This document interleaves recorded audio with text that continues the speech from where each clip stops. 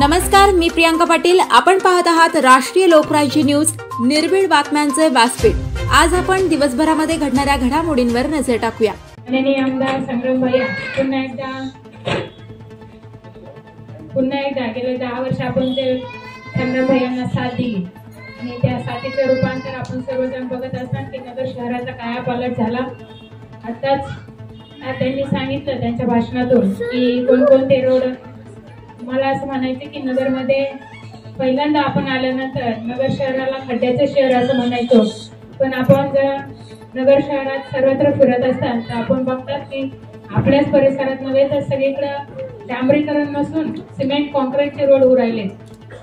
प्रत्येक प्रभागात असेल, प्रत्येक गल्लीत असेल, जे मोठे मोठे रोड आहे ते पण सिमेंट कॉन्क्रीटचे उरायले. आपण नगर शहरात जात असताना बघतो की पूर्वीचं नगर शहर कसं होतं आणि आताचं नगर शहर कसं आहे. कारण ज्यावेळेस वास्तवात आपण स्वतः फिरतो, डोळ्यांनी बघतो, त्यावेळेस आपण विश्वास ठेवतो की नगर शहर कुठेतरी सुधरत आहे. त्यांनी आता त्यांच्या भाषणातून सांगितलं की स्पोर्ट्स कॉम्प्लेक्स असेल किंवा म्युझिकल फाउंटन असेल किंवा प्रत्येक आपण बघत असतो प्रत्येक समाजाचं घटकाचं ह्या ठिकाणी मंदिराचं काम असेल, कोणाचं ज्या ओपन पेसमध्ये गार्डन असेल, कोणाकडं ओपन जिम असेल किंवा प्रत्येक समाजाचे मंदिर असेल, असं प्रत्येक समाजामध्ये असेल किंवा आपल्या नगर शहरात असेल, आपल्या नगर शहराच्या परिसरात असेल. माननीय आमदार संग्राम भैयांनी जे आपण 10 वर्ष साथ दिली, ते साथेचं रूपांतर विकासात केलं. त्या विकासाला साथ देण्यासाठी आपण पुन्हा एकदा, जसं मी म्हणते की नगर शहराचा कायापालट झाल्यानंतर आपल्या सर्वांनाच अभिमान वाटत असेल नगर शहराचा की नगर शहर कुठेतरी बदलत आहे आणि त्याचं रूपांतर मला असं वाटतं ते आपण प्रत्येक चौकात बघत असाल तर सुशोभीकरणाचं काम पण या ठिकाणी झालंय की प्रत्येक चौकाला नाव, तसंच त्या ठिकाणी एखादी वस्तू. संग्राम भाईंचं त्याची वर्क ऑर्डर सुद्धा झालेली. आणि दुसरी गोष्ट आनंदाची म्हणजे 150 कोटीचा संग्राम भाईंनी जो निधी मंजूर केलाय या शहरासाठी, त्याच्यातला एक प्रमुख रस्ता तुम्हाला सांगतो, त्याची वर्क ऑर्डर झालेली आहे. आज 150 कोटीतले आपण पाहत असताना ठिकठिकाणी रस्ते कॉन्क्रीटीकरणाचे दर्जाचे रस्ते कामं चालू आहेत.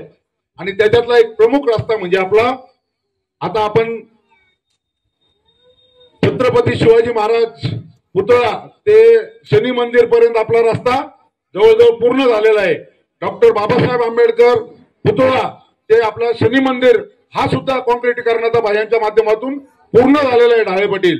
आणि आता नवीन जो रस्ता आपला होणार आहे, जे तारकपूर आपण पाहतोय खोदून, एवढे गुडघे इतकं खोदून कॉन्क्रीटीकरणाचे काम, माळ्याराव वेस ते पंचपीर तावडी ते माणिक चौक ते भिंगरवाला चौक ते तेलिकुंड चौक आणि तेलिकुंड ते सर्जापुरा आणि सर्जापुरा ते अप्पू चौकापर्यंत हा कॉन्क्रीटीकरणाचा रस्ता आपला संग्राम भाईंनी मंजूर केलेला आहे.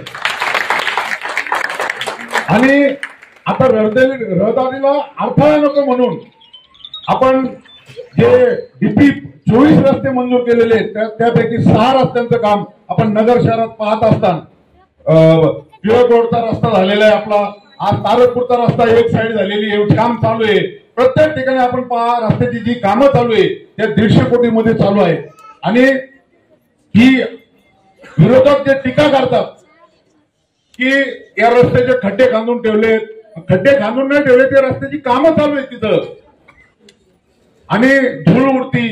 कामं केलं तर धूळ उडणारच ना. आपण घराचं काम काढलं, उद्या एक लक्षात घ्या, घर पाडलं आपण, धूळ होती, विटा पडतात, हे करतात, पण एकदा घर झाल्यानंतर आपल्याला आराम तिथं निश्चितपणे मिळतो.